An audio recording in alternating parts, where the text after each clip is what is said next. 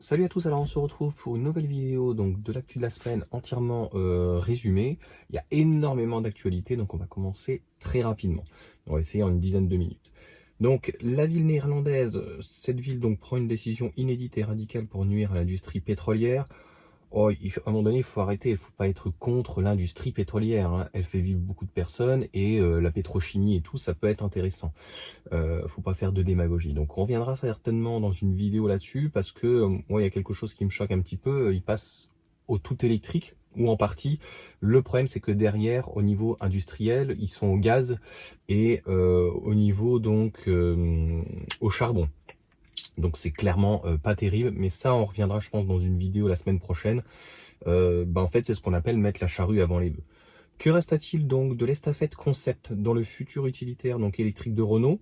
Bah écoute, si c'est les derniers comme le Scénic un peu ou la R5, ça sera peut-être une bonne partie. Donc je te mettrai en lien de description. Je suis allé uniquement sur Automobile Propre, on retrouve ces informations. Il y a une vingtaine d'articles, on va essayer d'aller assez vite, mais c'est très joli. Aujourd'hui, le problème de Renault est plus sa vision à long terme. On en reparlera juste après très rapidement, que forcément le style. Là, c'est plutôt bien abouti. Je dirais que par rapport aux Allemandes comme Volkswagen, même Audi, c'est plutôt pas mal. Je pense que BMW fait peut-être un petit peu mieux. Donc voilà, le Ford Ranger, la version hybride rechargeable du pick-up le plus vendu en Europe est prête. C'est plutôt pas mal, c'est-à-dire que ça va en remplacement du gros V6 quand même a priori turbo diesel, même s'il y avait le 2 litres 2 aussi normalement diesel. Donc à un moment donné fait aussi avec PSA. Donc ça va être remplacé normalement par un 2 litres 3 EcoBoost qui fait, alors, on n'a pas l'information, donc cumulé je crois que ça fait 279 chevaux, 45 km d'autonomie, c'est assez faible, une toute petite batterie. Alors je voulais voir ça parce que je me dis on va s'attendre à une batterie de 30 kWh, 11,9. Je pense qu'elle risque et elle va être très vite rincée. Ça aurait été très intéressant de mettre là-dedans, dans ces cas-là, des batteries BYD Blade. Comme d'habitude avec l'hybride rechargeable, pratiquement aucune information sur la qualité de la batterie, la chimie, ce qu'il y a, on ne sait pas trop.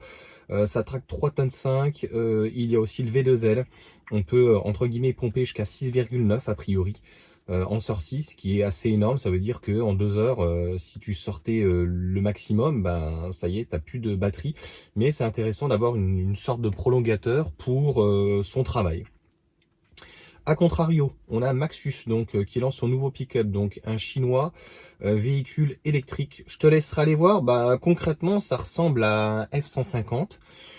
Il parle de tarifs. Alors je sais pas si ça sera donc la marque, c'est une marque du groupe SAIC. Donc là c'est intéressant parce que SAIC commence à se faire un sacré maillage et commence à se faire une sacrée renommée dans l'hybride rechargeable. Elle reçoit une grosse batterie LFP de 102 kWh. Et je pense qu'il vaut mieux que ça soit plus lourd, plus gros, et que ça soit de la LFP, que ça consomme peut-être un petit peu plus, que ça soit peut-être éventuellement de la NMC. Mais ça après, c'est le temps qui nous le dira. Donc le pick-up sera disponible d'ici la fin de l'année à 72 900 euros. Donc je ne sais pas si ça sera dans le même esprit. Le modèle donc soigne son look et n'est pas sans évoquer les productions américaines. Oui, bah à partir du moment où ils ont le droit entre guillemets de pomper et qu'on leur dit rien, pourquoi pas. Après, j'ai envie de te dire que tu vois les Ford, ça ressemble entre guillemets aux Aston Martin, même si ça appartenait à un moment donné au groupe. Mais les Mondeo, etc. Voilà, à un moment donné quand la Mondeo est sortie, tu dis wow, ils sont pas pris la tête. La Laguna coupé aussi. Tu te dis à l'avant, wow, ça va, les mecs, vous êtes pas pris la tête, hein. Vous êtes allé voir les Anglais, vous avez chopé un designer anglais de chez Aston Martin, et puis voilà quoi. Bon, ça, il va falloir qu'on en reparle. Pour produire ces voitures électriques en Europe, le chinois NIO envisage d'acheter une usine Audi. Donc, a priori, Volkswagen se séparerait de 2 usines et une Audi, deux Volkswagen, a priori. Alors, ce serait du groupe, c'est pas très clair là-dessus. On parle d'une usine donc à Bruxelles. Le problème, c'est que l'usine, l'emploi industriel actuellement, le site, il faudrait voir l'année, mais c'est assez vieux. Voilà, étant donné que le véhicule n'est pas prévu pour cette usine ouverte en 1949, Volkswagen 70 et Audi 2007. Donc, est-ce que l'outil industriel est encore assez, si on peut dire, refresh? Moi, je pense que les Chinois sont très forts, c'est que 2910 employés, là, tu as des employés hautement qualifiés en Belgique. Donc, ce qui serait très intéressant, c'est d'apporter un refresh à l'usine et de pouvoir conserver en fait une qualité d'employé, d'usinage, etc. et un savoir-faire concrètement. Là, ça peut être intéressant. Je développerai ça dans une autre vidéo. C'est tout à fait cohérent. Voilà, donc on va devenir nous-mêmes des sous-traitants. Donc tant qu'il y aura du fric, les Chinois viendront, et puis peut-être qu'un jour, ils viendront plus chez nous parce qu'il y aura plus de fric, c'est plutôt ça. Alors je sais pas comment ça se dit, au rêve, un nouveau réseau de recharge pour les camions et les utilitaires avec des bornes. Là, on met la charrue avant les bœufs, 40 kW, 400 kW, pardon, 40 ça fait très peu. Donc pour les camions, pour le moment, on voit pas de camions réellement en marche, en tout cas en fonctionnement, et j'ai l'impression que le peu de camions qu'il y ait, c'est pour des petits trajets.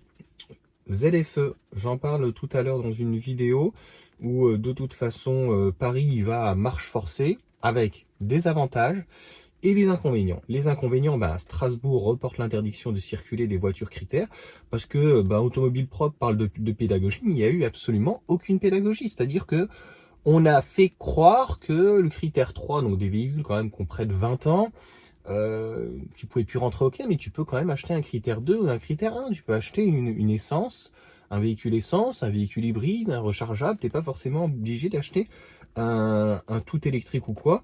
Donc quand en fait on force les gens et on voit ce que ça donne, c'est plutôt pour moi à marche forcée et c'est très déontologique, démagogique comme tu veux, de dire voilà, on leur file du pognon et on va pas nous faire chier quoi. Tu vois, et on résout pas tout avec l'argent. Donc c'est ce qu'ils font avec, si tu veux, le RSA et toutes les aides en fait sociales ou quoi que ce soit. Ils payent la paix sociale. Mais à un moment donné, en fait, quand les gens sont mal éduqués, à un moment donné, l'argent ne fait pas tout. On voit bien tous les refus d'obtempérer actuellement qu'il y a, c'est juste catastrophique. J'en parlerai pas plus.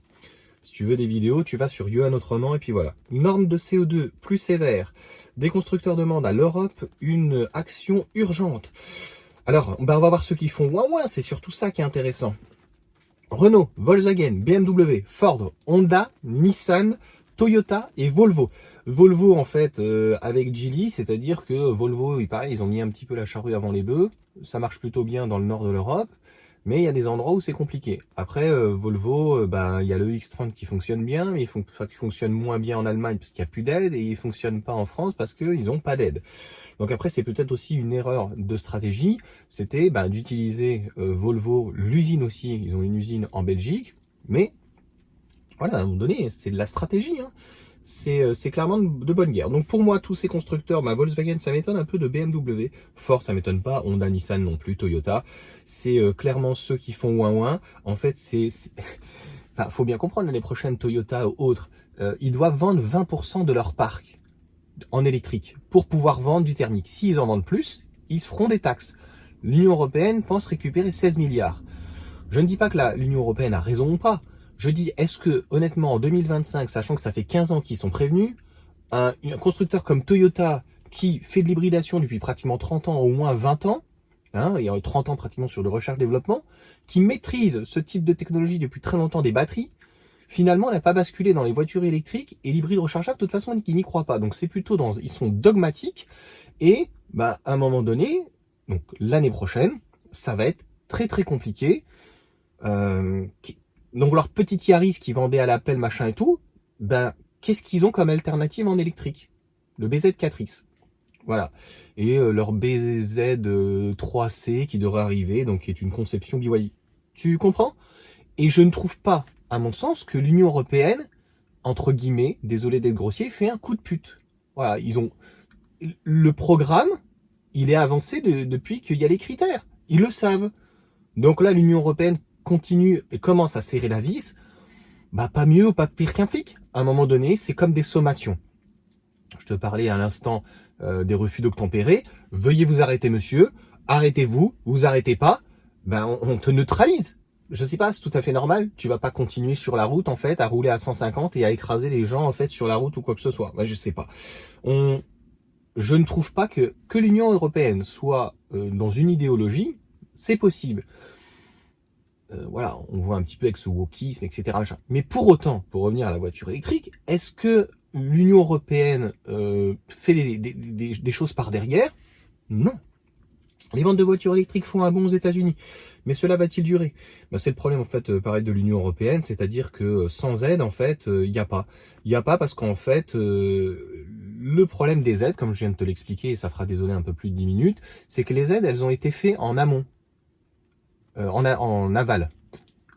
En aval. Et en fait, en Chine, elles ont été faites en amont, comme on faisait avant sur les politiques de grands travaux. On faisait en amont.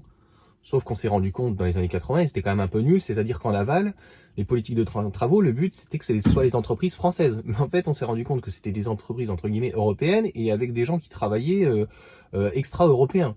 Donc en fait, si tu veux, la politique de grands travaux et l'investissement qui avait été apporté, le retour sur investissement était mauvais parce que l'argent, entre guillemets, s'échappait. Il partait du pays. Juste réfléchir, c'est un petit peu comme les cartes vitales, je sais plus, il y en a 80 ou 90 millions, il me semblait qu'on était déjà à 67 millions, pas de problème là-dessus, mais à un moment donné, il faut juste être cohérent, quoi. Est-ce la fin de la voiture individuelle? Donc dans cet article, je l'avais déjà parlé, donc je te le mettrai en lien de description. Non, c'est qu'en fait, la part, je dis bien la part, parce que finalement, on était 30 millions, on est pratiquement 70 millions aujourd'hui, la part de personnes détenant une voiture individuelle va se réduire très certainement à près de 50%, et on essaye un petit peu de toutes parts de resserrer la vis, hein. J'en ai déjà parlé dans cette vidéo, les radars, les machins, contrôler. Oui, parce que malheureusement, toi tu fais un excès de 5 km/h, t'es un délinquant, t'es un fou, et le mec, si tu veux, il conduit sans permis, il est alcoolisé, il a du shit dans la bagnole, il a une arme, il bute une personne qui nettoie les villes, les rues, et t'as le maire qui arrive encore à dire « Oui, mais bon, c'est des choses qui arrivent. » Ah, je crois qu'il y a un problème cognitif entre toi et moi.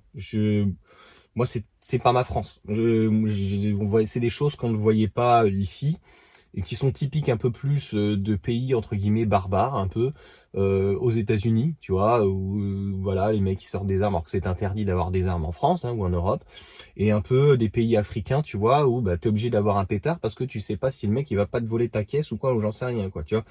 Madagascar ou des îles un petit peu, des trucs où c'est un petit peu chaud. En France, hein, des dom-toms, Mayotte par exemple, c'est chaud. Moi j'avais un ami qui était prof là-haut, c'était chaud. Voilà, mais il n'y a pas de travail. Il n'y a pas de travail, on donne pas le goût de... Voilà, donc les responsables, c'est l'État. C'est l'État, en fait, qui gère le troupeau. Donc s'il sait pas gérer un troupeau, en fait, c'est quoi son boulot? De la merde. Toyota BZ3C. Donc le nouveau crossover, j'en ai parlé, je te le mettrai certainement en description. Des voiles en avant-première. C'est joli, c'est du Toyota. Mais c'est voilà, en dessous c'est du BYD, donc ils vont être obligés à un moment donné de proposer une alternative à leur véhicule thermique, parce qu'on va mettre entre guillemets le thermique, hybride rechargeable ou quoi, c'est fini. C'est-à-dire qu'il va falloir vendre l'année prochaine, logiquement, dans leur bilan, leur compte de résultat, en volume en plus. Ce n'est pas normalement en proportion du prix. Ils vont devoir vendre des voitures donc électriques. Aujourd'hui, le BZ4X en France, ça se compte sur les doigts d'une main. Je sais plus si c'est 7 ou 12 ou 15. Donc si tu veux, je sais pas combien de véhicules ils vendent en France et en Europe.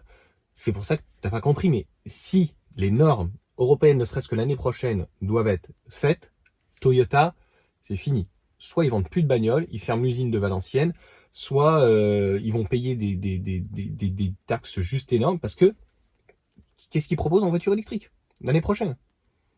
Ou alors le BZ4X, ils vont devoir le bazarder encore plus. Mais dans l'ensemble, je suis désolé, c'est un mauvais véhicule. C'est bien pour quelqu'un qui connaît pas l'électrique, mais voilà, c'est un véhicule qui, technologiquement parlant, et même en termes de limite design, il a 10-15 ans de retard, le pauvre petit. Tu vas voir un X-Pain, enfin des véhicules chinois, je suis désolé, tu vas voir ce type de véhicule et tu vas vite comprendre que Toyota là-dessus est un petit peu largué. Désolé, que ça plaise ou que ça plaise pas. Leasing social, voiture très confortable en soi. Voilà, quelqu'un qui n'a pas l'habitude, j'avais fait une vidéo, je te la mettrai peut-être dans la description. Voilà, c'est étonnant. Leasing social, la C3 électrique va être enfin livrée, mais les retards pourraient coûter très cher à Citroën. Je te mettrai l'information en dessous.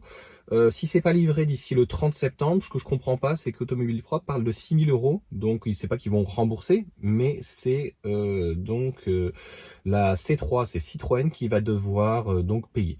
Alors, désolé, la vidéo sera un petit peu plus longue, pourtant je suis très cadencé. La IC3, je sais pas si tu te rappelles, donc moi j'avais vu donc l'acting, en tout cas le moment où la présentation, et tu avais le chef d'usine qui était là, qui fanfaronnait « Tout other things are ah yeah, yeah, Mr. Carlos, tout est good, Certec, tout est bon, ça va aller. Rien, rien. Donc en fait, on a un type qui ne maîtrise pas en fait les matières, l'industriel, beaucoup de retard, et je pense qu'on risque d'apprendre en fait très certainement que le véhicule est peut-être pas fini et peut-être pas au point. Comment être fier de sa voiture en achetant une électrique? Bon, je trouve que là, Automobile Propre, je voulais en parler, fait un petit peu trop du prosélytisme. Donc déjà, comme je te dis, Automobile Propre, une automobile en soi n'est pas propre, et une voiture électrique n'est pas propre, et elle n'est pas mieux ou pas pire qu'un véhicule thermique. Pour moi, technologiquement parlant, un véhicule électrique est beaucoup plus abouti pour différentes manières. Le one pedal, le fait de pouvoir gérer la voiture à distance, même si tu peux le faire sur une hybride rechargeable, ok. Mais on peut pas avoir en fait les deux mêmes technologies dans une même voiture, avoir beaucoup moins de pièces dans un véhicule électrique. Et je pense que c'est encore une fois que le début, et la grosse, on va dire, amélioration à faire, bien sûr, ça sera sur les batteries. Pour le moment, on a des batteries qui sont déjà au point, c'est très bien. Mais voilà, ils sortent des études comme ça, et je pense qu'il faut pas faire de prosélytisme, parce que des personnes, tu vois, qui juste se posent la question, en faisant du prosélytisme, moi si on avait fait du prosélytisme, il y a eu des gens qui faisaient à une époque, bah voilà, moi je me serais dit non, faut se rappeler la pub de Renault, maintenant c'est ZE zéro émission, mais avant c'était voiture propre, je sais pas quoi, et il y a un particulier qui a réussi à les casser quoi, casser des bouteilles et tout machin, puisque en soi, encore une fois, un véhicule n'est pas propre. Renault se lance dans les voitures, dans les électriques, un prolongateur d'autonomie. J'ai rien compris le titre. En fait, concrètement, Renault va fournir des moteurs EREV, donc en fait des prolongateurs d'autonomie. En fait, c'est comment on appelle ça, des groupes motopropulseurs. En fait, c'est des comment on appelle, j'arriverai pas. Donc une entreprise donc née dans la collaboration entre Renault et Geely. J'ai l'impression que Renault, si l'électrique ça passe pas, c'est Geely qui va prendre le leadership sur cette coopération ou quoi que ce soit, co-entreprise, et bientôt en fait Renault va vendre des voitures au Brésil, enfin pas que, au Maroc, ailleurs ou quoi, mais sur des marchés émergents ou de seconde main, et des groupes motopropulseurs, donc groupe électrogène, voilà. Donc en fait, si tu veux, ils vont devenir le leader de groupe électrogène, 5 millions de moteurs essence, diesel et hybride. Voilà. Bon, je sais pas. Je sais pas. Donc, il faudra en reparler, je pense, dans une vidéo. Est-ce que Renault, en fait, est en train de prendre le droit chemin? On en reparle dans cette dernière actu qui est le quota de CO2 pour 2025. Les patrons de Renault et Stellantis s'opposent. Et ben oui, on voit bien qu'il y a deux stratégies complètement différentes. C'est-à-dire que tu as le groupe Stellantis, on sait très bien qu'ils vont devoir vendre des marques, et très certainement aux Chinois. Je pense qu'il le sait, Tavares. Il se dit, je vais faire du Volkswagen, je multiplie les marques, je vois qu'est-ce qui fonctionne pas, et après je garde. Je rénove l'outil, machin. Aujourd'hui, on joue un peu sur les deux tableaux. On fait une 208, pour donner un exemple, ou une 308 ou un 3008. On le fait essence ou micro-hybride, hybride rechargeable et électrique. On lance tout un panel. On voit pareil ce que ça donne. Si l'Union européenne se rétracte ou change d'avis ou donne une prolongation, ou voilà, donne une échéance un petit peu plus longue, eh ben on joue un petit peu sur les deux tableaux, et on ne fait pas de distinction avec les marques. Avec ses avantages et ses inconvénients. J'en ai déjà parlé dans les vidéos, donc si tu veux, il faudrait refaire une vidéo là-dessus, sur cette opposition. De l'autre côté, tu as Renault, qui a une stratégie qui est complètement différente. On avait parlé avec lui, il me dit ça commence à faire beaucoup de voitures, en fait, par rapport à Renault sur les typés SUV. Oui, quand la 4L va arriver, il y a des gens qui auraient voulu peut-être acheter une 4L ou une R5, en hybride, ou en hybride rechargeable, ou au moins en hybride. Est-ce que la question, elle est simple? Est-ce que Renault s'est pas un peu tiré une balle dans le pied en distinguant, en fait, la partie électrique, qui est super bien designée, le Scénic, la R5, et de l'autre côté, les véhicules donc thermiques qui, en termes de design, tu vois le Symbiose, c'est pas la panacée, voilà, Symbiose, c'est censé être sublime. Le Symbiose, 4,43 m, 4,47 m pour le Scénic, donc on est à kiff-kiff. Je pense qu'il y aurait des personnes qui auraient aimé, sans avoir un diesel, sans avoir même une essence, un micro hybridé ou quoi, Bon, la batterie, si tu veux, en soi, avec des poches, n'est pas extrêmement bien agencée. Le moteur non plus. On est sur un moteur type digne d'un moteur thermique. Donc, je ne vois pas de différenciation à mon sens. Et je trouve que même l'intégration des batteries est mieux faite par le groupe Stellantis. Je dis ça, je dis rien. Tu vois une 208, tu vois pas de distinction au niveau du hauteur de châssis ou quoi que ce soit. Quand tu vois par exemple la Mégane que j'ai, on est à 1m52. C'est beaucoup plus haut que l'ancienne Mégane. Je crois que c'est 1m47, un truc comme ça, 1m45. Donc, il y a vraiment, oui, deux stratégies qui s'opposent. Et quelle est la meilleure? Moi, j'ai l'impression que ça sera certainement celle finalement de Stellantis qui, eux, pourquoi d'ailleurs ils chialent pas, c'est que l'année prochaine, ils vont vendre Leapmotor. Et ils pensent que ça va cartonner, et je pense que ça va cartonner, ils vont mettre les bouchées doubles, et comme je t'ai dit, je ne sais pas, mais je pense que ça sera au groupe, c'est-à-dire qu'ils vont intégrer les marges du groupe, et avec Leapmotor, et ils vont dire, voilà, nous on a rempli le quota. Si c'est comme ça, sauf si c'est par marque. Je te donne un exemple très simple sur l'immobilier. La loi SRU oblige 25%. Dans la commune où je suis, c'était à juste titre de dire, voilà, il y a des communautés d'agglomération, il y a des villes qui sont déjà à 60, 50, 80%. Est-ce qu'on peut mutualiser cette partie-là? Ça pouvait être intéressant.